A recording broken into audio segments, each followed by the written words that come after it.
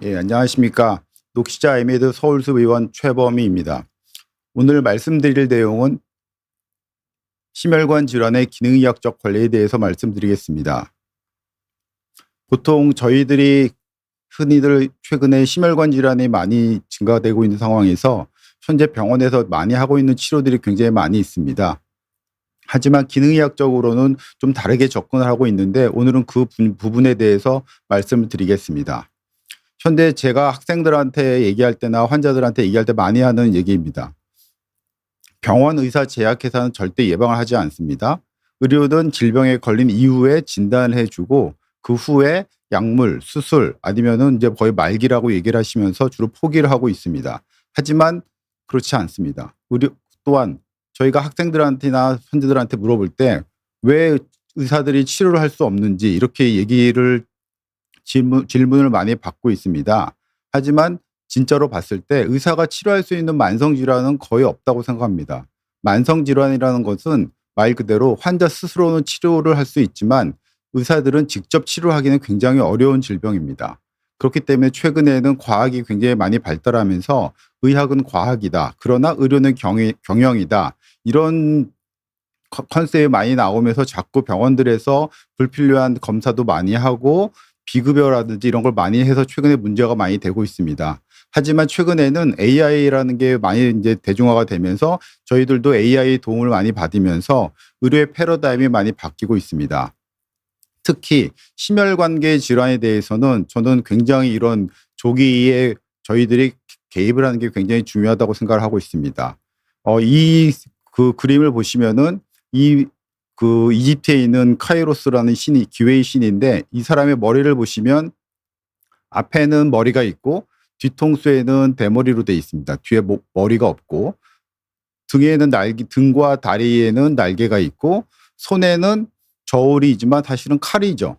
그렇기 때문에 이렇게 우리가 심혈관 질환이라는 거는 기회가 있을 때 우리가 적절히 잡았을 때는 그런 심혈관 질환에 늦출 수가 있지만 이미 심혈관 질환 이벤트가 발생한 다음에는 우리가 흔히들 병원에서 하고 있는 스텐트라든지 뭐 우회 수술을 한다든지 그런 거밖에 없기 때문에 심혈관 질환이라는 거는 심혈관 질환이 걸리기 전에 저희들이 어떤 조치를 해서 앞으로 심혈관 질환이 점점점 늦게 발병할 수 있게 해주는 게 가장 중요한 접근 방법이라고 생각을 합니다. 흔히들 병원에서 저희들이 이제 레지던트 때부터 계속 배워왔던 것이 항상 논문 중심 어떤 RCT 연구를 가지고 RCT 연구가 한 거에서 효과가 있으면 그 약은 보험이 되고 저희들이 흔하게 처방을 하고 있습니다. 하지만 관찰 연구도 굉장히 중요한 데이터들이 많이 있지만 현대 의학에서는 자꾸 RCT, SCI 논문 이런 걸로만 자꾸 접근을 하기 때문에 의학에서 자꾸 예방의학이 뒤처지게 되는 것 같습니다. 이 그림을 보시면은 저희들이 하늘에서 떨어질 때 다치지 않기 위해서 낙하산을 핀다는 것은 누구나 알고 있습니다. 하지만 이걸 의학으로 접근을 해 보시면은 우리가 하늘에서 떨어질 때 낙하산을 폈을 때 다치는 경우와 낙하산을 펴지 않았을 때 다치는 거에 대한 연구는 없습니다. 왜냐하면 굉장히 누구나 알고 있는 상식이고 이 연구가 과연 필요한지에 대한 의문이 많죠. 하지만 이거를 의학으로 접근했을 때는 저희가 외래에서는 높은 곳에서 떨어질 때는 낙하산 사용하는 거는 더블 블라인드 연구가 없기 때문에 사실은 의료에 적용을 하면 안 되는 거죠. 하지만 저희들은 그렇지 않고 당연히 낙하산을 사용하고 있습니다. 이렇게 우리가 너무 이런 RCT, 더블 블라인드 연구 이런 거에 대해서 너무 대중화가 되다 보니까 자꾸 제약회사들은 약을 가지고 연구만 하고 그걸로 인해서 아주 유명한 저널에 실리게 되면 자연적으로 자꾸 의사들은 그거에 대해서 처방을 하고 이런 게 지금까지 많이 되풀이되어 오고 있었습니다. 그것 중에 가장 최근에 이제 나온 것들이 최근에 이제 한 10년 전에 우리가 심혈관 질환이 없는 중간 위험군이라는 거는 보통 우리가 이제 한번 한 40, 50대가 지나서 우리가 혈압, 당뇨 같은 만성 질환 또는 대사증후군 같은 것들이 한두 개 정도 있는 그룹들이 대부분의 이런 심혈관 질환 위험이 있는 중간 위험군에 해당이 되고 있습니다. 그런 사람들한테 우리가 스타틴, 우리가 흔히들 요즘에 스타틴 굉장히 많이 나와 있고 하지만 뭐 스타틴에 대한 부작용으로 일부러 먹지 않는 사람들도 있지만 사실은 스타틴은 굉장히 좋은 약입니다. 저도 굉장히 많이 처방을 하고 있습니다. 그래서 한 10년 전에 스타틴을 한 10mg을 복용을 했더니 아주 의미가 있게 이런 중간 위험이 해당하는 사람들한테 심혈관 질환이 덜 생겼다. 그런 심혈관 질환 발생이 줄었기 때문에 굉장히 많이 스타틴에 대한 처방이 굉장히 증가했습니다. 이렇게 우리나라에서도 연도별로 보시면 이런 스타틴 계열이나 고지혈증 같은 약들이 굉장히 많이 증가하고 있습니다. 하지만 심혈관계 질환은 감소하지 않고 굉장히 계속 증가하고 있죠. 그 이유가 뭐일까요? 우리는 그동안 너무 심혈관 질환에 대한 접근을 우리가 흔히 알고 있는 고전적인 방법으로만 접근을 했습니다. 흔히들 위험인자 관리라고 하고 있죠. 혈압, 당뇨, 비만, 흡연하면 금연을 해라, 가족력, 콜레스테롤 관리, 이런 동반 질환을 관리하고 있었고, 또한 재발 방지나 약물 사망률을 감소하기 위해서 이미 우리가 많은 RCT 연구나 더블 블라인드 연구에 의한 고용량의 스타틴, 그래서 최근에는 LDL 콜레스테롤이 낮으면 낮을수록 더 좋다, 이런 컨셉으로 굉장히 고용량 스타틴을 많이 쓰고 있었습니다. 또 하나, 심혈관 질환이 이미 발생을 하게 되면 우리가 흔히 알고 있는 입원을 하게 돼서 요 관상동맥 조영술을 통해서 어떤 스텐트를 넣든지 그런 벌룬 치료를 하고 있고요. 또한 고위험군에서는 스타틴 계열 약물을 쓴다든지 뭐 아스피린에 대한 이제 최근에 중요성이 많이 감소했지만 아주 고위험군에서는 아스피린을 사용하기도 합니다. 하지만 이렇게 우리가 흔히 알고 있는 심혈관 질환에 대한 위험이자 관리는 이제는 이것으로만 해서는 한계가 있다고 생각을 합니다. 이렇게 보시면은 우리가 흔히들 알고 있는 연령이라든지 성별, 뭐 가족력, 그게 심혈관 질환의 위험이자로 알려져 있고요. 그다음 혈압, 당뇨, 대사증후군, 고지혈증, 비만 등도 굉장히 많이 알려져 있고, 최근에는 병원에서는 주로 이쪽 우리가 어떤 약이라든지 생활 습관이라든지 어떤 그런 걸로 인해서 변경할 수 있는 팩터들, 이런 쪽에 굉장히 많이 병원에서 하고 있죠. 그래서 우리가 흔히들 혈압약, 당뇨약, 콜레스테롤약, 뭐 대사증후군을 치료한다든지 뭐 이런 것들, 비만 치료, 이런 걸 굉장히 많이 하고 있고요. 또한 생활 습관에 관련돼서 이제 금연을 하고 운동을 하고 식이 조절을 하고 굉장히 좋고, 또한 이제 더 많은 위험 인자로서는 뭐 호모시스테인이라든지 염증에 관련된 CRP, 피가 끈적거릴 수 있는 피브리노젠, 뭐 중금속 등도 굉장히 많은 위험 인자로 나와 있습니다. 하지만 최근에는 이런 이제 기계들이 굉장히 좋아지고 CT라든지 이런 것들이 굉장히 좋아지면서 우리가 숨을 참고 있어도 심장은 팔딱팔딱 뛰고 있습니다.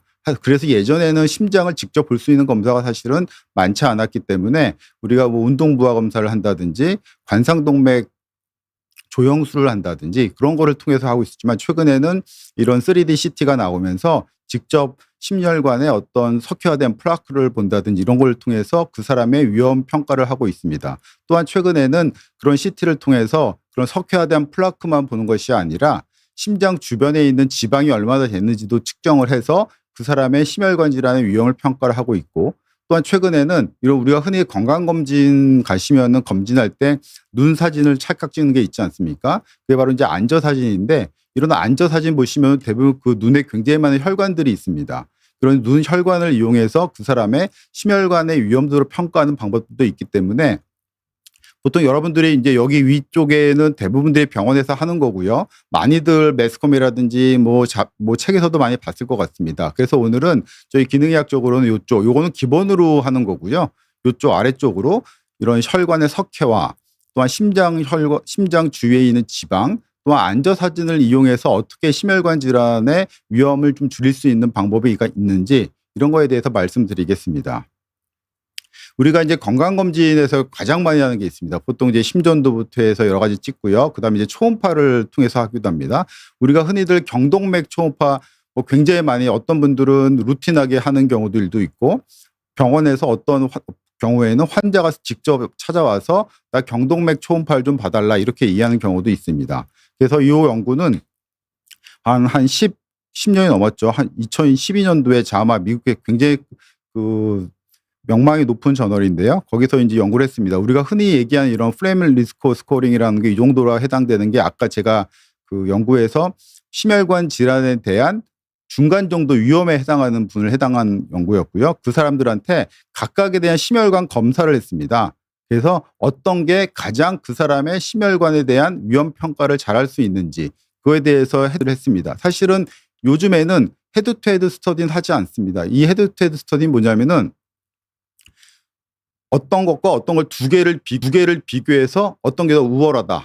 그러면 그렇게 되면 우월한 건 좋지만 이 연구에서 뒤떨어진 거는 사실은 되게 나쁜 영향을 주죠. 그렇기 때문에 요즘에 이렇게 연구를 하지 않는데 이 당시만 해도 이렇게 각각 항목에 대해서 어떤 게 심혈관 질환에 대한 위험을 더 잘 평가하는지에 대해서 각자 비교를 했습니다. 결과는 심장 CT, 최근에 이제 조영제를 쓰지 않고 심장 혈관의 석회화 지수를 보는 심장 CT가 있는데 이 방법이 가장 그 사람의 심혈관 위험의 평가를 할 수 있다 이렇게 보고를 했습니다. 결과 보시면은 우리가 흔히 알고 있는 심장 CT가 가족력이나 그런 HSCRP 이런 거와 함께 심혈관 위험의 평가에 도움이 된다. 하지만 우리가 흔히 알고 있는 카로티드 IMT 이게 이제 경동맥 검사거든요. 이거는 심장 CT보다도 우월하지 않다. 그래서 사실은 이미 십몇 년 전부터 해서 요 연구로 인해서 심장 CT가 굉장히 각광을 받고 있었고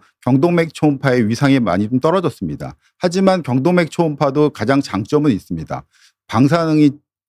방사능을 쬐는 검사가 아니고 초음파를 이용하기 때문에 비침습적으로 환자한테 할 수 있는 장점은 있지만 이거 가지고 직접 이 검사를 통해서 그 환자의 어떤 심혈관 위험을 예측한다든지 그런 걸 하기에는 좀 제한이 된 것 같습니다. 그래서 최근 이제 한 3, 4년 전부터 신경과에서 어떤 연구가 있었냐면은 무증상인 환자한테 경동맥이 얼마나 좁아졌는지 이 좁아진 그런 어떤 협착의 퍼센트 가지고 그 사람이 뇌졸중이 얼마나 생기는지를 봤습니다. 보시면은 70% 넘었을 때만 이런 뇌졸중에 대한 위험이 증가가 됐습니다. 즉 우리가 건강검진에서 이제 많이 저도 이제 검진센터에 근무하다 보니까 그 경동맥 초음파를 굉장히 많이 하고 있습니다.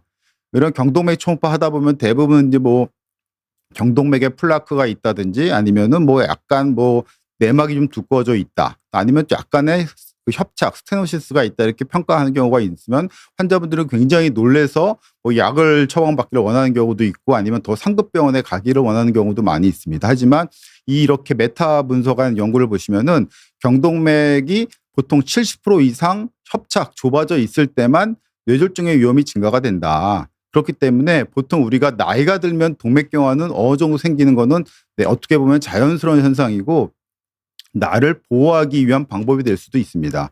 그렇기 때문에 너무 겁내지 마시고요. 보통 이렇게 많이 70% 이상 좁아졌을 때는 당연히 상급기관에 가셔서 더 정밀한 검사가 필요하다 이렇게 이해하시면 될 것 같고 그 이하인 경우에는 현재 동반 질환, 혈압, 당뇨, 콜레스테롤, 비만 이런 것들에 대한 관리를 철저하게 잘 해주시면 될 것 같습니다. 또 하나 마찬가지로 평균 이제 74세가 넘는 70% 이상 좁아진 환자들한테 제가 아까 앞에 연구가 70% 이상 좁아진 경우에는 뇌졸중에 대한 위험이 증가가 된다고 했죠. 여기서는 현재 증상은 없지만 이런 70% 이상 좁아진 환자를 대상으로 했을 때 이런 74세의 평균 나이에 해당하는 사람을 대상으로 약물만 치료한 경우와 또한 이 경동맥에 스텐트를 치료한 경우에 대해서 비교를 했습니다. 연구 결과는 이런 74세, 이제 70세 이상의 환자한테 70% 이상 좁아진 경우에 약물 치료한 경우와 어떤 경동맥에 스텐트를 넣은 경우에 있어서 예후에는 별 차이가 없더라. 그렇기 때문에 무조건 스텐트가 가장 뭐 골드 스탠다드한 이런 치료법은 아니라고 생각하시면 될 것 같습니다. 그다음 이제 심장 CT에 대해서 말씀드리겠습니다. 사실은 심장 CT는 굉장히 좋은 방법이지만 또 어느 파트에서는 이거 뭐 그렇게 뭐 믿을 만한 검사냐, 직접 혈관을 직접 보는 게 중요하다 이런 뭐 서로 맨날 뭐 병원마다 싸우고 과마다 싸우는 경우가 많이 있습니다. 하지만 어떻게 보면은 심장 CT도 이제는 여자들한테 유방 검사할 때 유방 촬영이라든지 유방 초음파 가장 골드 스탠드인 것처럼 이렇게 심장 CT 하나도 굉장히 그 사람의 예후라든지 위험 평가에 굉장히 도움이 된다고 거의 이제 결정이 난 것 같습니다. 우리가 흔히들 평가할 때 심혈관 질환의 위험이 이런 중간 위험 정도 이 정도에 해당하는 사람이 대부분의 만성 질환 환자가 되고 대부분 병원을 다니고 있는 경우가 해당이 됩니다. 이런 환자들한테 우리가 스타틴, 우리가 콜레스테롤 약, LDL 콜레스테롤 떨어뜨리는 약을 언제 쓸지 사실은 이거는 뭐 제가 보기에는 저희가 외래에서 환자를 볼 때 이렇게 10년 동안에 이런 심혈관 질환에 대한 위험이 생길 확률을 계산을 해서 이렇게 약을 주는 경우는 없습니다. 저희가 외래 볼 때 그 짧은 시간에 그 사람의 몇 퍼센트에 해당했는지를 보지 않죠. 대부분 감으로 하기도 하고 이제 많이 경력이 쌓이다 보면 이제 느낌으로 하는 경우들도 있고 뭐 그렇게 하는 경우도 있는데 사실 여기서는 그러지 마라. 이렇게 우리가 평가했을 때 심장 CT 딱 찍어서 그 사람 심장의 칼슘 스코어링이 제로면은 이렇게 고위 중간 위험의 평가가 해당이 되더라도 스타틴을 쓸 필요가 없다. 이렇게 평가를 하고 있고요. 이렇게 위험도가 낮더라도 칼슘 스코어링에서 그 칼시파이드 플라크가 발견이 되면 스타틴 쓰는 것도 고려할 수 있다. 이렇게 얘기하고 있기 때문에 지금 사실은 저 같은 경우에는 환자를 볼 때 스타틴 쓸지 말지 고민할 때 저는 심장 CT를 굉장히 많이 촬영을 하고 있고요. 요건 사실은 우리가 폐암 검사할 때 저설량 흉부 CT처럼 방사능 피폭이 굉장히 작고 밥 먹어도 검사할 수가 있고요. 공복이 아니어도 되고 검사 시간도 한 3분 정도로 굉장히 짧습니다. 그렇기 때문에 굉장히 사실은 1차 의료에서 많이 할 수 있는 검사라고 생각을 하고 있습니다.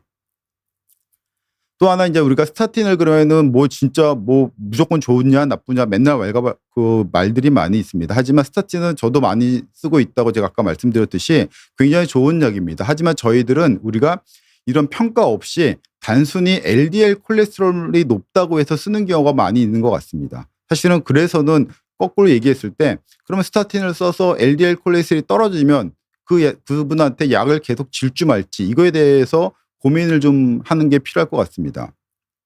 스타틴을 우리가 쓰든지 혈압약을 쓰든지 당뇨약을 쓰든지 그 쓰는 목적은 명확히 있습니다. 그분이 심혈관 질환에 생길 수 있는 이벤트를 줄이기 위해서 쓰는 거죠. 예를 들어 그 사람이 50대에 심혈관 질환이 생기는 경우와 60대, 70대에 생기는 경우에 있어서 물론 이벤트가 생겼을 때 그 순간의 치료는 비슷하겠습니다. 하지만 그 나이에 따라서 그 사람의 삶의 질이 굉장히 달라집니다.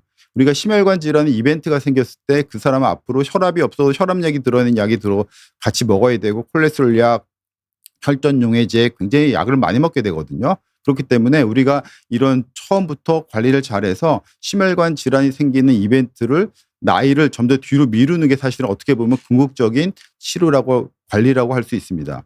이렇게 스타틴을 쓰는 이유는 저는 LDL을 낮추는 거는 2차적인 효과고 가장 좋은 거는 이렇게 루멘을 보호할 수 있고 또 하나 재미있는 거는 우리가 요 안에 하얗게 보이는 게 이제 칼시파이드 플라크거든요. 우리가 동맥경화라는 거는 자꾸 우리가 좁아지는 걸로만 알고 있지만 사실 좁아지는 거는 동맥경화이지만 그거는 이벤트가 생기지 잘 않습니다.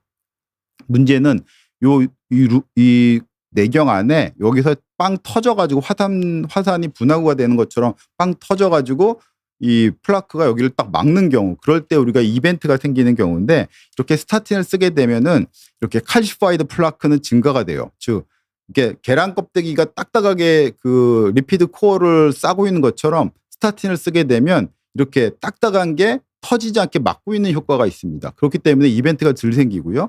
또한 스타틴을 쓰게 되면 이렇게 넌 칼시파이드 플라크가 줄죠. 즉 우리가 동맥경화 플라크가 하얗게 돼서 딱딱하게 되면은 처음에는 그걸로 인해서 심혈관 질환의 위험이 증가가 되지만 시간이 지나면 오히려 너무 딱딱해지면은 동맥경화로 인한 터지는 거 럽처된 파열을 막을 수 있기 때문에 심혈관 질환 이벤트가 덜 생긴다 이렇게 이해하시면 될 것 같습니다. 이거는 굉장히 재미있는 연구고요.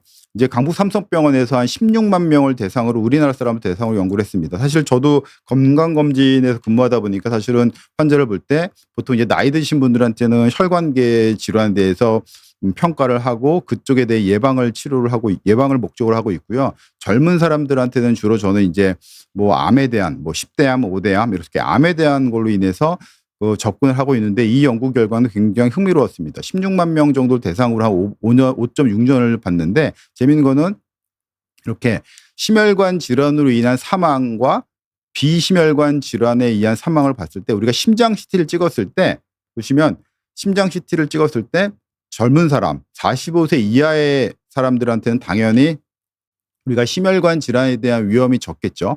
그런 사람들한테 CT에서 칼슘 스코어링이 있는 경우에는 그 사람은 훨씬 더 심혈관 질환이 많이 생길 수 있습니다. 그렇기 때문에 적극적으로 심혈관 질환 예방을 위해서 저희가 초기부터 또 인터벤션을 해야 된다는 거죠. 하지만 저희는 보통 이제 우리 젊은 사람들한테는 뭐 심혈관 질환이 잘 걸리지 않으니까 그냥 괜찮습니다. 뭐 이 정도만 하고 저 넘어가는 경우가 있고요. 또한 콜레스테롤 약도 아직은 괜찮습니다. 이렇게 하는 경우가 있지만 오히려 더 젊은 사람들한테 이런 심장 CT에서 칼시파이드 플라크가 발견된 경우에는 적극적으로 더 심혈관 질환으로 인한 사망률이 증가가 되기 때문에 더 열심히 저희가 치료를 해야 된다. 이런 논문을 발표하고 나서 저도 이제 외래 환자 볼 때는 조금 더 젊은 사람한테 이런 것들이 있는 경우에는 제가 적극적으로 스타틴부터 해서 비타민 K2, 오메가3 이런 것들을 많이 처방을 하고 있습니다. 또 하나 이제 우리가 이렇게 뭐 큰 기관에서는 CT가 있기 때문에 심장 CT를 찍을 수가 있지만 사실은 뭐 개인 클리닉에서는 CT가 없죠. 그렇기 때문에 저희가 사실은 제가 얘기한 이런 심장 혈관에 대한 평가가 어렵지만 최근에는 안저 사진 가지고 제가 할 수 있다고 아까 말씀드렸는데 이미 거의 한 20년 전이죠. 20년 전에서부터 이렇게 눈 사진 가지고 그 사람의 혈압이 높다는 것과 관련이 있다 이런 데이터들도 있었고요. 최근에는 이런 이제 딥러닝을 통해서 눈 안저 사진 가지고 이런 심혈관 질환에 대한 위험을 평가할 수 있다 이런 것들이 해외에서 굉장히 많이 오히려 저희 의사들보다도 이런 과학도들이 굉장히 많이 연구를 하고 있는 것 같습니다. 그래서 최근에 이렇게 란셋이라는 디지털리스 헬스라는 이런 굉장히 높은 저널에도 이 안저 사진 가지고 그 사람의 심장 CT에 해당하는 칼슘 스코링과 거의 동등한 심혈관 위험을 예측했다는 보고가 있었습니다. 보시면은 우리가 심장 CT에서 칼슘 스코링이 없는 경우와 100까지 100 이상인 경우에 이렇게 심장 이벤트가 생길 수 있는 확률이 이렇게 증가가 되는데 거의 동등하게 이 눈 사진 가지고 이렇게 구현을 했습니다. 그래서 우리나라에서도 사실은 이렇게 이런 외국 논문에 의한 걸 바탕으로 해서 저희 나라에서도 이제는 이런 안저 사진으로 심장 위험 예측하는 게 나와 있고요. 현재 인정 비급여로 돼 가지고 뭐 개인 클리닉부터 해서 많이 지금 하고 있는 것 같습니다. 또한 제가 있는 노키자 IM에 대해서도 이제 한번 연구를 해봤습니다. 진짜 우리나라 사람을 대상으로 눈 사진 찍은 것과 심장 CT와에서 심장 동맥경화 칼슘 스코링을 봤을 때 이렇게 진짜로 칼슘 스코링이 점점 100 이상, 300 이상인 경우에 이렇게 거의 AUC 커브가 0.86까지 해당이 되기 때문에 진짜로 요즘에는 눈 사진만 가지고도 AI가 그 사람의 심장 안에 칼슘 스코링을 어느 정도 예측할 수가 있다. 이렇기 때문에 개인 클리닉에서는 CT 이용이 어려운 경우에는 이런 안저 사진만 가지고도 그 사람의 심장 질환의 위험을 평가해서 궁극적인 목적은 스타틴을 쓸지 말지에 대한 것도 평가를 할 수 있는데 굉장히 도움이 되는 것 같습니다. 이게 이제 보통 외래에서 이렇게 촬영을 하게 되면은 이렇게 그 사람의 안저 사진 가지고 굉장히 많은 이런 혈관들이 있는데 이런 거를 그 AI가 딥러닝을 통해서 스스로 막 해서 이렇게 평가가 나오면 이 사람의 이 정도 해당이 된다. 뭐 여건이 되면은 이분한테 심장 CT를 권할 수도 있고요. 그런 여건이 해당이 안 되면 그냥 뭐 동반 질환을 보면서 스타틴 같이나 비타민 K2, 오메가3 이런 것들을 같이 처방할 수가 있고요. 그렇다면 또 하나 지금까지는 제가 이제 심장 주로 칼시파이드 플라크 이런 아나토미칼 카디올로지에 대해서 말씀드렸습니다. 사실은 저도 학생 레지던트 펠로우 이때까지만 해도 대부분 저희들은 걸리면 치료하고 그다음에 맨날 살 빼라고 이런 얘기를 굉장히 많죠. 우리가 좁아지면 뚫어 이렇게 아나토믹 이런 해부학적으로 좁아진 거에 대해서만 저희들은 공부를 했습니다. 하지만 최근에는 이런 대사증후군이 굉장히 중요해졌죠. 그래서 뭐 요즘에는 공단 검진에서도 대사증후군에 대한 마커를 평가를 하고 있죠. 그래서 체중이 중요하다, 체중 뭐 복부 비만이 중요하다 이런 걸 빼자 얘기를 하지만 사실은 거꾸로 물어봤을 때 우리가 왜 비만하면 심장 질환이 잘 생기나 했을 때 대답을 하기가 쉽지는 않을 것 같습니다.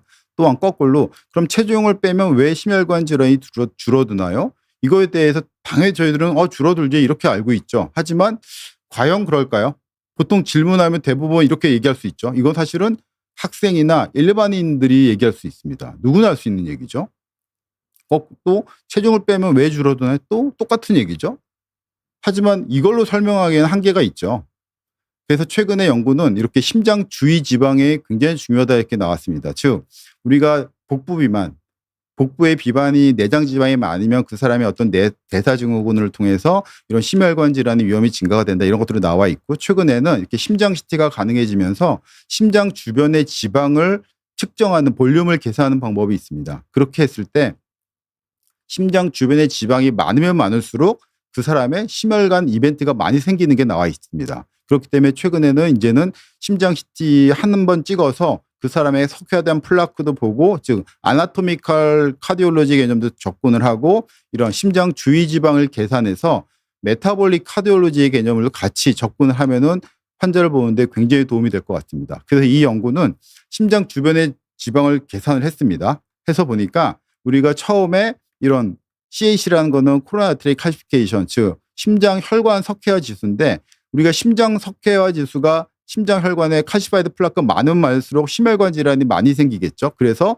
많이 사망하겠죠. 근데 그걸 보여주는 거고, 이건 아까도 앞에 나온 결과대로 맞습니다. 하지만 이걸 조금 더 서브 분석을 했습니다. 그래서 이렇게 심장 CT에서 칼슘 스코어링이 400이 넘는 조금 많은 사람만 대상으로 딱 빼서 봤더니, 그 많은 사람 중에서 심장 주변 지방, 페리카디알 아디포 티슈, 심장 주위 지방이 200 이상인 경우와 200 미만인 경우를 봤을 때, 이렇게 200 이상인 경우, 즉 심장 주변에 지방이 많은 사람일수록 더 많이 사망한다는 결과죠. 즉 심장 질환의 혈관에 석회화가 많으면 많을수록 심혈관 질환으로 인한 이벤트가 많이 생기고, 또한 심장 주변에 지방이 많을수록 심혈관 질환의 위험이 증가로 인한 이벤트가 많이 생기는 거죠. 즉 우리가 내장 지방의 심장 주변의 지방은 이유가 복부에 있는 내장 지방과 오리진이 같습니다. 그렇기 때문에 우리가 체중을 빼서 복부 위안을 줄이면 심장 주변의 지방이 같이 볼륨이 줄죠. 그렇기 때문에 살을 빼고 다이어트를 하고 운동을 하면 심혈관 질환이 덜 걸리는데, 그동안 우리는 이런 장비가 없었기 때문에 막연하게 살 빼면 콜레스테롤이 줄어드니까, 잘 안 보이는 염증이 줄어드니까, 이런 걸로 인해서 얘기를 했는데, 지금은 이렇게 과학적으로 밝혀졌습니다.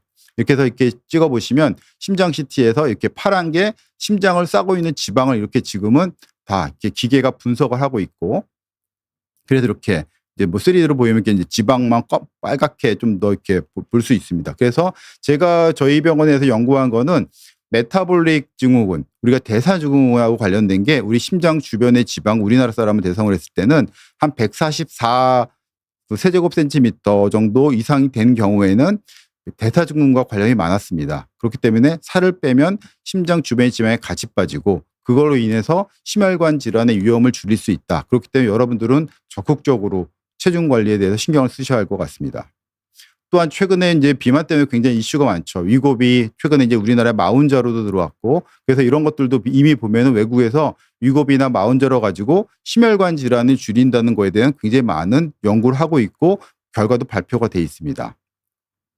제가 이제 아까 처음에 그 심장 CT나 이런 눈 사진을 통해서 칼슘 스코어링 같은 이런 눈에 보이는 아나토미컬 카디올로지를 말씀드렸고요. 방금 전에는 심장 주위 지방을 가지고 이런 메타볼릭 카디올로지를 말씀드렸습니다. 즉, 왜 그러면은 이 심장 주변의 지방이 중요하냐? 이건 사실은 저희가 흔히 알고 있는 에너지에 대해서 생각하시면 될 것 같습니다.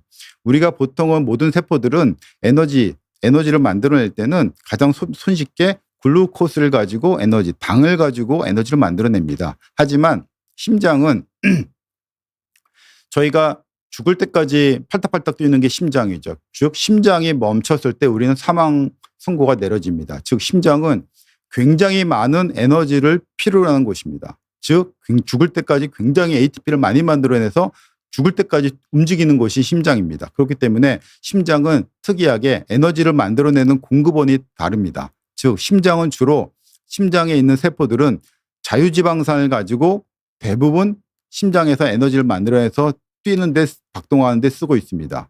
그 두 번째가 글루코스, 탄수화물을 가지고 에너지를 만들어내고 있습니다. 즉 우리가 흔히들 알고 있는 탄수화물을 가장 먼저 쓰는데 왜 심장은 지방을 가지고 에너지를 제일 많이 만들어내냐? 그 이유 자체는 지방 자체가 칼로리로 인해서 산소를 소모하고, 그걸로 인해서 ATP를 글루코스보다 더 많이 만들어내기 때문입니다. 그 뒤에 말씀드리겠습니다. 근데 문제는 이렇게 정상적으로 이제 우리가 자유지방산과 글루코스가 우리 몸에 들어와서 각각 에너지를 만들어내게 되는데, 심장은 유일하게 글루코스보다는 요 지방산을 통해서 에너지를 만들어내는 게 60%가 이상이 되고 있습니다. 그런데 문제는 당뇨라든지 중성지방이 높다든지 비만이라든지 이렇게 우리 몸에 대사적으로 특히 대사증후군과 관련된 경우에는 요쪽이 굉장히 많이 증가가 되는 겁니다. 그렇게 되다 보면 우리가 ATP 안으로 만들어내는 과정에서 중간에 패티아실코에가 요쪽 탄수화물이 만들어서 ATP를 만들어내는 패스웨이를 중간에 블록을 시키죠. 그러다 보니까 자꾸 요쪽으로만 돌아가게 되는 거예요. 지방만 가지고 에너지를 만들어내게 되는 거예요. 그러면 거꾸로 그러면은 지방을 가지고 에너지를 만들어내면 오히려 ATP를 더 많이 만들어내니까 더 좋은 거 아니야? 그렇죠. 에너지 측면에서는 좋을 수 있습니다. 하지만 우리가 심장은 산소의 공급이 있어야 되는 거죠. 수요와 공급의 균형을 잃었을 때가 좋은 거죠. 너무 한쪽으로만 치우쳐서 안 좋습니다. 그거에 대해서 뒤에 잠깐 또 말씀드리겠습니다. 그래서 최근에는 이렇게 이제 대사증후군이 중요하기 때문에 우리가 그동안에는 다 스타틴, 뭐 콜레스테롤 약 중에 대부분 우리가 일반인들도 성분을 알 수 있는 스타틴 계열 약이 굉장히 많이 처방을 했었습니다. 하지만 최근 연구는 스타틴 약에다가 중성지방, 이런 페노파이브레이트 계열은 중성지방을 떨어뜨리는 약입니다. 이 약을 같이 썼을 때 훨씬 더 그 사람의 심혈관 질환이 덜 걸린다. 이런 데이터들이 나왔습니다. 그렇기 때문에 최근에는 우리가 스타틴만 너무 썼는데 최근에 스타틴 이외에 굉장히 다른 것도 좀 생각을 해봐야 되겠구나. 이런 이제 사람들이 생각을 하게 되었습니다. 또 하나 오메가3도 사실은 굉장히 이슈가 많죠. 어떤 경우에는 뭐 좋다, 어떤 경우는 나쁘다 사실은 굉장히 많지만 사실은 적절하게 썼을 때 굉장히 좋은 영양제이고 우리나라는 약으로도 나와 있지만 저는 굉장히 많이 쓰고 있습니다. 보시면은 중성지방이 높은 사람들한테 오메가3를 여기선 4g으로 돼 있지만 여기 잘 보시면은 EPA 우리가 보통 이제 오메가3를 보면은 EPA와 DHA가 같이 들어있는 걸 오메가3라고 하는데 여기서 이게 오메가3 4g은 자세히 보시면 EPA는 2g으로 돼 있습니다. EPA 2g.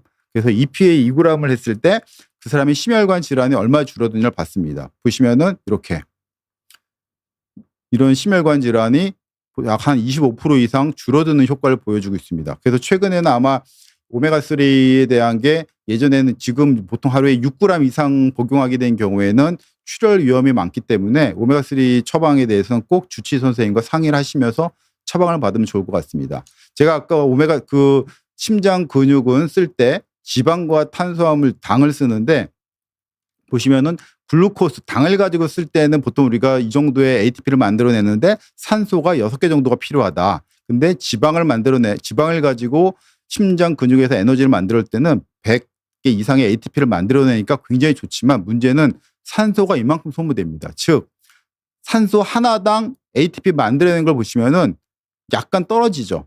즉, 효율적으로 봤을 때는 우리가 심근 허혈이 우리가 얘기하는 심장 질환이죠. 뭐 협심증이라든지 심근경색, 즉 에너지 ATP만 보는 것이 아니고 그 사람의 산소를 같이 봤을 때는 심장은 굉장히 산소에 취약한 기관이죠. 그렇기 때문에 우리가 심혈관 질환이 생기면 자꾸 허혈에 인한 통증, 흉통이 생기고 그래서 스텐트를 넣게 되고 이런 치료를 하게 되는 거죠. 즉 심장은 굉장히 에너지가 많이 필요한 곳이지만 동시에 산소를 많이 필요로 하는 곳이죠. 근데 우리가 아까도 얘기한 이렇게 자꾸 지방만 가지고 에너지를 만들어내는 기를 사용하게 되면 그 사람은 자꾸 산소가 더 부족하게 되는 거죠. 그렇기 때문에 우리가 협심증이라든지 심근경색 같은 게 오게 되는 거죠. 즉 우리가 이제는 해부학적으로 어디가 좁아진 경우에 그때도 당연히 심장질환이 생길 수가 있고요. 또 하나는 메타볼릭 이런 대사 측면에서 봤을 때는 공급은 이런 아나토미칼 해부학적으로 좁아지거나 이런 걸 얘기하는 거고요. 수요는 ATP 산소 효율이라고 볼 수 있습니다. 같이 즉 우리 몸에서 이쪽에 해결을 시키는데 정해졌어요. 이미 좁아져 있고 막혀 있고 뭐 동반 질환이 막 있어요. 그러면은 요거를 좀 옮겨주면은 요게 균형이 맞아서 그 사람의 심혈관 질환이 덜 걸릴 수 있지 않을까. 그래서 최근에는 이런 메타볼릭 카디올로지가 중요하게 돼서 점점점 이렇게 우리 LDL 콜레스테롤뿐만 아니라 지금은 non HDL 콜레스테롤, 그다음에 중성지방과 HDL 콜레스테롤의 어떤 레이시오 비율 이런 것들이 굉장히 중요하고 있습니다. 그래서 단순히 스타틴만 가지고 해결이 안 되는 부분이 많다 이렇게 이해하시면 될 것 같습니다. 그러면은 심혈관 질환 예방을 하기 위해서 어떤 방법이 있을까요? 현재 저는 두 개로 얘기할 수 있을 것 같습니다. 증상이 없으면 현재 우리가 흔히 알고 있는 전통적 위험 인자들, 혈압, 당뇨, 콜레스테롤, 비만, 흡연, 뭐 가족력 이런 것들이 있죠. 이런 거를 관리하면서 증상, 심혈관 질환이 생기면 빨리 응급실로 가세요. 119 부르세요. 심장내과로 가세요. 이렇게 할 수 있죠. 하지만 그렇지 않더라도 아까 제가 얘기한 다른 원인들 굉장히 많죠. 뭐 요즘에는 심장 CT라든지 심장 주위 지방, 눈 사진 뭐 이런 걸로 인해서 그런 위험인자를 같이 체크해서 궁극적으로 우리가 이런 위험인자를 관리한 이유는 심혈관 질환이 안 생기게 하는 건 아닙니다. 심혈관 질환이 덜 걸리게 하기 위해서 우리가 하는 거죠. 즉 이런 동반 질환의 위험인자를 같이 해서 심혈관 질환을 줄일 수 있는 것들이 있다. 약이라든지 아까 얘기한 스타틴 계열이 콜레스테롤이 높지 않아도 스타틴을 쓸 수가 있고요. 중성지방 관리도 중요하고 그다음에 이런 칼시파이드 플라크들의 어떤 진행을 낮춰줄 수 있는 오메가3라든지 비타민 K2 이런 것들을 같이 처방을 하면 그 사람의 심혈관 질환의 이벤트가 생기는 확률을 줄일 수 있지 않을까 이렇게 생각할 수 있을 것 같습니다. 요약해 드리겠습니다. 우리가 흔히들 심혈관 질환에 대한 평가를 할 때는 기본적으로 뭐 그 사람의 신체 검진을 하고 그로 인한 전통적 위험 인자를 체크할 수 있습니다. 사실 이건 누구나 하고 있고요. 그 다음에 조금 더 여건이 된다고 하면은 심장 CT나 안저 사진을 통해서 그 사람의 어떤 심장 주변 심장 관상동맥의 어떤 석회된 플라크 정도를 계산할 수가 있습니다. 또 하나 이거에 일단 조심할 거는 나이가 들면은 동맥경화는 아까 제가 누구나 생기는 거죠. 생길 수 있는 게 아니고 누구나 생기는 거고 어떻게 보면 내가 동맥경화로 인해서 럽처, 동맥류, 꽈리처럼 혈관이 거꾸로 좁아지는 게 아니고 밖으로 나와서 터지는 거를 예방하기 위해 동맥경화가 생기는 거거든요. 어떻게 보면. 근데 그걸 너무 나이를 같이 봐서 그 사람의 몇 퍼센타일인지 예를 들어 심장 CT를 찍었는데 70세가 넘으신 분이 심장 CT에서 칼슘 스코어링이 한 60, 70, 100이 나왔다. 그거 사실은 굉장히 건강한 겁니다. 무조건 심장 CT가 높다고 해서 있다고 해서 나쁜 건 아니고 나이랑 같이 비교를 해야 되는 거죠. 그래서 그 해석할 때는 그 사람의 나이 동반 그 나이 또래 연령대와 비교해서 몇 퍼센타일에 해당이 되는지 저 같은 경우에는 75%일 이상인 경우에는 적극적으로 치료를 하고 있고요.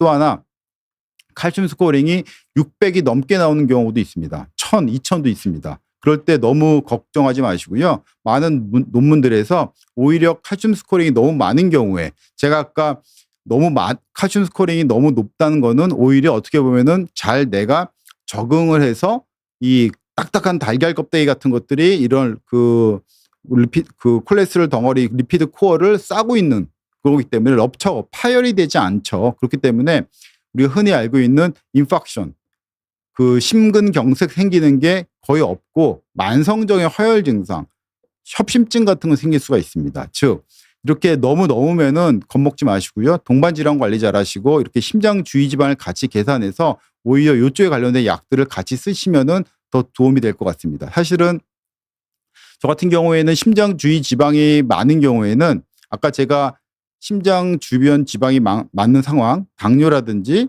복부 비만, 대사증후군, 그다음에 뭐 당뇨가 있다든지 이렇게 되면은 지방을 자꾸 에너지를 만들어 쓰게 되죠. 탄수화물 쓰는 것을 막게 되죠. 근데 그 어떤 약이 있습니다. 협심증 약이 있는데 그 약은 심장에서 에너지를 만들 때 지방에서 쓰는 걸 좀 줄여주고 오히려 탄수화물 쪽에서 만들 수 있게 길을 터주는 약이 있습니다. 그런 약을 이렇게 심장 주변 지방에 많은 경우에 쓰면 굉장히 효과가 좋다고 생각합니다. 그 약이 바로 트리메타지디드라는 약이 있고 이 약은 사실은 운동선수 중에서 이렇게 장거리 수영선수라든지 이렇게 그런 선수들한테는 도핑에 걸리는 약으로 되어 있습니다. 또한 스타틴 아까 제가 말씀드렸고 오메가3 지방산, 비타민 K2 등을 많이 활용을 하면 도움이 될 것 같습니다. 이상으로 강의 마치겠습니다. 감사합니다. 질문을 좀 보겠습니다. 저는 혈압약을 오래 먹고 있었는데 최근 운동도 하고 식단도 신경 썼는데 어지럽다고요. 혈압을 재보니 낮아 병원에 가도 혈압약을 줄이고 있는데 생활 습관으로 약을 줄일 수 있어요. 저는 당연히 생활 습관으로 약을 줄일 수 있다고 생각을 하고 있습니다. 왜냐하면 의사들은 뭐 저도 의사지만 저도 뭐 맨날 주는 게 약만 띡띡 주고 말죠. 하지만 어떤 분들은 본인이 생활 습관 바꾸고 뭐 식이 조절하고 체중 관리해서 약을 끊는 경우도 있습니다. 그렇기 때문에 당연히 혈압을 한 번 재서 알 수는 없고요. 최근에는 인제 24 시간 혈압을 재는데 예전에는 이렇게 막 저희가 좀 거추장스럽게 이렇게 차고 다니는 경우도 있는데 최근에는 이렇게 반지형이 있습니다. 그래서 반지 형태로 끼고 딱 24 시간 갔다 오면은 그 사람의 혈압, 낮에 혈압이 있고 밤에는 또 이렇게 디핑 현상이라고 그래서 밤에는 이렇게 수면 때는 혈압이 한 10% 정도 떨어지는 게 정상적인데 이렇게 혈압이 떨어지는 패턴까지 보는 게 있고 혈압은 낮에는 140에 90이고 밤에 잘 때는 120에 70으로 떨어지는 게 정상이고 그 넘어가는 게 고혈압이고요. 충분히 생활 습관 약을 줄일 수 있는 거는 맞습니다. 그리고 심혈관 질환 위험 평가할 때 기존 혈액 검사 외에 기능의학적으로 활용하는 검사는 어떤 것들이 있는지 염증 검사만 보통 저희들이 기본적으로 루틴하게 검사할 때 이제 HSCRP, 피브리노제 이런 것들을 하는 경우가 있고요. 저 같은 경우에는 이제 안저 검사도 저는 검진 데이터를 같이 있기 때문에 그것도 그 안저 사진 찍어서 그 사람의 그 심장 위험도 같이 보고 있고요. 심장 CT도 저는 하고 있고 심장 CT 한번 찍으면 같이 심장 주변의 지방도 같이 평가를 해서 그 사람의 뭐 협심증 약을 쓸지 말지, 협심증 약을 쓰면은 단순히 혈관 확장제를 쓸지 아니면은 이런 그 지방에서 에너지를 만들어내는 걸 좀 줄이고 글루코스에서 만들어지는 기를 좀 늘릴 수 있는 그런 약을 쓸지를 같이 평가해서 쓰고 있습니다. 비타민 C가 영양제가 심혈관 질환에 도움이 될 수 있는데 비타민 C는 사실은 심혈관 질환의 가장 기본으로 되어 있습니다. 우리가 비타민 C 하면 보통 이제 만성 피로라든지 이런 데 쓰고 있지만 사실 비타민 C는 책에 보시면은 협심증에 굉장히 도움이 되고 있고요. 우리가 비타민 C가 모자르면은 피부에 괴혈병이라고 있죠. 근데 저 같은 이제 심장을 좋아하시는 분들은 비타민 C가 부족하게 되면은 혈관에서는 동맥경화가 오죠. 그래서 그 혈관의 괴혈병이라고 저는 얘기를 하고 있는 게 비타민 C는 부족하게 되면 혈관의 동맥경화가 그 혈관은 콜라겐이 굉장히 많아야 되죠. 그래야 이제 동맥이 있기 때문에 압력이 셀 때 이렇게 늘어나고 탄력이 펄세타일하게 움직여야 되는데 비타민 C가 콜라겐 합성이 굉장히 중요하죠. 그래서 비타민 C는 심혈관 질환이 가장 기본이 되고 저 같은 경우에도 뭐 혈압이 당뇨 그 만성 질환들이 왔을 때 가끔씩 비타민 C를 IV로 보통 이제 IV로 줄 때는 1000mg을 주니까 그렇게 치료를 하고 있습니다. 주기적으로 비타민 C 등을 주사를 맞는 거 어떨까? 1, 2주에 한번. 사실은 뭐 비타민 C는 수용성이기 때문에 한번 맞았다고 해서 또 지속되기는 어렵죠. 그래서 저 같은 경우에는 그냥 뭐 먹는 영양제를 저는 보통 우리가 만성 질환 환자들은 영양제를 먹으면 저는 3개, 4개 이상은 복용하지 말라고 합니다. 왜냐하면 약도 먹을 게 많은데 걷다 대고 영양제까지 먹기는 조금 저도 좀 죄송한 마음이 있어서 딱 그 사람한테 필요한 거 위주로 해서 한 3개, 맥시멈 4개 정도까지 하고 있고요. 특히 당뇨라든지 이렇게 만성 혈압, 만성 질환이 있는 경우에 저는 비타민 B 컴플렉스는 기본적으로 꼭 먹도록 얘기를 하고 있습니다. 그다음에 스트레스와 수면이 심혈관 질환에 어떤 영향을 있고 뭐 사실은 그거는 눈으로 하는 게 없죠. 뭐 HRV라든지 이런 걸로 인해서 할 수 있는데 사실은 그건 뭐 검사로 얘기하기는 어려울 것 같고 그냥 상식선에서 저희가 아까 제가 얘기한 그 처음에 그 하늘에서 떨어질 때 죽지 않으려고 낙하산 피는 거랑 똑같다고 생각하시면 될 것 같습니다. 우리가 기본적으로 할 수 있는 거 굳이 저걸 가지고 뭐 연구를 해야 되나 이미 연구는 있습니다. 정신과라든지 이런 뇌파 이런 쪽에는 다 연구는 돼 있지만 보통 이제 저희 내과 쪽에서는 사실은 뭐 가정의학이라든지 이렇게 해서 일부러 저렇게 하지는 않지만 사실 기본적인 거죠. 우리가 심장은 제가 아까 잘 때 혈압이 떨어진다고 했죠. 정상적으로는 우리 심장은 잘 때 푹 쉬어야 됩니다. 그렇기 때문에 밤에 불면이 있거나 특히 수면 무호흡이 있다든지 코골이가 있는 분들이 심혈관 질환 위험이 증가가 되죠. 그래서 최근에 수면 무호흡이 있을 때 CPAP 그 양압산소기가 지금 이제 급여가 되는 것도 저런 맥락에서 이해하시면 될 것 같습니다. 다른 거 혹시 NK 검사가 요즘에 많이 하던데 정확히 어떤 의미가 있는 건가요? 면역력과 암과도 관계 있다고 하던데 어떻게 하면 높일 수 있는지 궁금합니다. 그리고 사실 NK가 내추럴 킬러 셀에 대한 액티비티를 보는 거고요. 이게 사실은 뭐 닭이 먼저냐 달걀이 먼저냐 이런 개념인 것 같습니다. 약간은요. 그래서 암 환자들한테는 조사했더니 NK 셀의 액티비티가 떨어져서 그렇다. 근데 그걸 가지고 거꾸로 NK셀 액티비티가 떨어지면 당연히 컨디션이 나쁘니까 암이 잘 생기겠다 이렇게 사실은 하는 경우가 있는데 사실은 저는 그렇게 많이 검사는 하고 있지 않고요. 뭐 면역력이랑 관련된 건 당연한 얘기고 저 검사 자체가 면역력에 대한 검사니까 그리고 암도 당연히 면역과 관련이 돼 있죠. 그래서 저거를 가지고 글쎄 뭐 제가 뭐라고 얘기하기 좀 어려울 것 같습니다. 제 전공이 아니라 죄송합니다. 특별한 질환이 있는 건 아닌데 평소에 너무 피곤합니다. 이럴 때 기능의학적으로 어떤 도움을 받을까요? 일단은 기능의학에 대한 컨셉 자체는 기본적으로 정통의학, 그거는 기본 베이스를 깔고 있습니다. 그렇기 때문에 어떤 질병에 의한 피곤함, 대표적인 건 이제 갑상 기능, 항진이라든지 저하라든지 간 수치가 올라갔다든지 당 컨트롤이 안 된다든지 이런 쪽에 문제가 있는지를 먼저 보는 게 중요하고 빈혈이 있는지 보는 것도 중요하죠. 이런 걸 본 다음에 그런 쪽에 문제가 없다. 그러면 그다음에 이제 다른 호르몬 쪽 부신피질 호르몬이라든지 아니면은 어떤 이제 좀 더 깊이 들어가서 모발 미네랄 검사라든지 소변 유기산 검사 이런 걸 통해서 그 사람의 어떤 비타민 미네랄이 뭐가 문제가 있고 그쪽을 같이 접근하시면 될 것 같습니다. 저는 어떤 영양제를 저 사실은 제 진료실 책상에는 저는 영양제가 있습니다. 저는 비타민 B컴은 저는 매일 먹고요. 뭐 회식을 한다든지 그럴 때는 이제 B를 좀 더 많이 먹고 알기닌 먹고 그다음에 뭐 간장 보호제 같은 거, 밀크시슬 같은 거는 회식했을 때는 꼭 챙겨 먹고 있습니다. 뭐 그 제가 마지막 그 슬라이드에 저희 그 제 이메일도 해놨으니까 그 궁금한 거 있으면 질문 주시면 제가 아는 한도 내에서는 성실껏 답변 드리겠습니다. 예, 감사합니다.